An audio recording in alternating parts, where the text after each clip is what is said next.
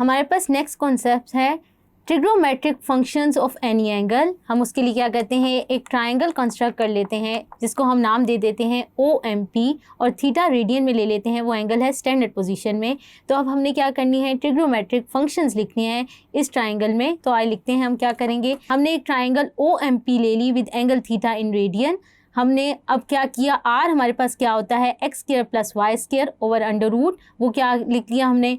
और वो क्या कर रहा है, डिनोट कर रहा है distance from the origin two point P XY, जिसको आप फिगर में देख सकते हैं। और x एक्सिस और हमारे पास बेस क्या आ जाएगा, x एक्सिस आ जाएगा और परपेंडिकुलर किस तरह आ जाएगा, y एक्सिस पे।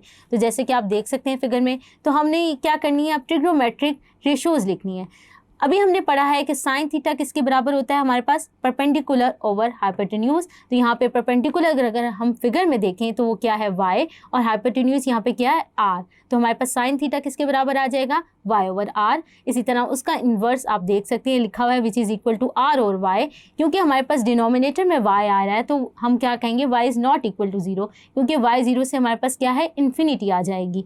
इसी तरह बाकी आप देख सकते हैं ट्रिग्नोमेट्रिक फंक्शंस की वैल्यूज़ लिखी हुई हैं। हम वही कॉन्सेप्ट यूज़ करेंगे कि हमारे पास क्या है, some people have curly brown hair through proper brushes. इसी को यूज़ करते हुए हमने क्या किया है, ट्रिग्नोमेट्रिक फंक्शंस को लिख लिया है और ट्राइंगल OMP कंसीडर की है।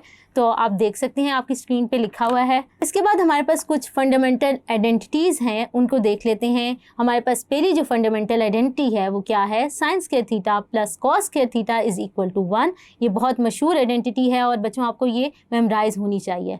इसी तरह सेकेंड आइडेंटिटी हमारे पास क्या है, 1 plus tan square theta is equal to secant square theta. और थर्ड आइडेंटिटी क्या है, 1 plus cot square theta is equal to cosecant square theta. इन आइडेंटिटीज़ को आप अच्छी तरह मेमोराइज कर लें क्योंकि ये आगे प्रूफ्स में हमारे पास हमें यूज़ होंगी। Sign of the trigonometric functions, हम एक पर्टिकुलर केस डिस्कस कर लेते हैं। अगर मैं कहूँ मेरी टर्मिनल साइड जो है वो अब थर्ड क्वाड्रेंट में लाई कर रही है, तो मैं क्या करती हूँ, एक पॉइंट PXY ले लेती हूँ, यानी मेरी टर्मिनल साइड जो है वो क्या है, थर्ड क्वाड्रेंट में है। तो मेरे पास ये आ जाएगा, मैं यहाँ पे कहती हूँ ये पॉइंट PXY है और मैं इसको ज्वाइन कर देती हूँ जैसे कि आप देख सकते हैं। और यहाँ पे एंगल क्या बन रहा है, थीटा जो है हम क्या कर रहे हैं, स्टैंडर्ड पोजीशन में ले रहे हैं। तो मेरे पास ये देखिए, ये क्या है, मेरे पास नेगेटिव x एक्सिस की लाइन है और ये मेरे पास क्या है, नेगेटिव y एक्सिस है। अब यहाँ पे क्या आएगा, ये क्या है मेरे पास नेगेटिव x, और ये मेरे पास जो डिस्टेंस होगा वो क्या आ रहा है, नेगेटिव y। और r है हमारे पास हमेशा पॉजिटिव होता है which is equal to x square plus y square. r जो है वो हमेशा क्या होता है, ग्रेटर देन 0 होता है। हमने ये लिख लिया। अब हम क्या करते हैं, ट्रिग्नोमेट्रिक फंक्शंस को लिखना स्टार्ट करते हैं। अगर मैं साइन थीटा की बात करूं तो वो मेरे पास क्या होता है, इन जनरल जो होता है वो क्या होता है, y ओवर r के बराबर होता है, यानी परपेंडिकुलर ओवर हाइपोटेन्यूज।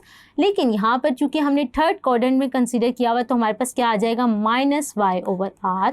इसी तरह इसका इन्वर्स भी लिख लेते हैं, वो क्या होगा, कोसेकेंड थीटा। तो वो क्या आ जाएगा, r ओवर माइनस y। बाकी ट्रिग्नोमेट्रिक फंक्शंस भी हम लिखना स्टार्ट करते हैं। कॉस थीटा की बात करें तो वो मेरे पास क्या आ जाएगा, माइनस x ओवर r।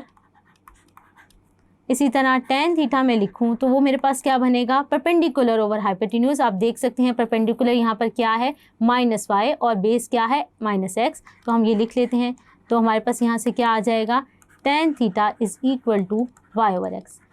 तो बच्चों हमने अभी डिस्कस किया कि हमारे पास टेन थीटा जो है थर्ड क्वाड्रेंट में पॉजिटिव होता है। तो आप जैसे कि अपनी स्क्रीन पे देख सकते हैं, हमारे पास यहाँ पे जो टेन थीटा की वैल्यू आई है वो क्या आई है, पॉजिटिव। बाकी कॉज और साइन और बाकी इसके इन्वर्स जो हैं वो क्या होंगे, नेगेटिव होंगे थर्ड क्वाड्रेंट में। इसी तरह आप बाकी क्वाड्रेंट के केसेस को भी डिस्कस कर सकते हैं। अगर हमारी टर्मिनल आर्म सेकंड क्वाड्रेंट में ले सकते हैं, फोर्थ क्वाड्रेंट में ले सकते हैं। अगर आपको ये केस समझ आया है तो आप बाकी केसेस खुद कर सकते हैं।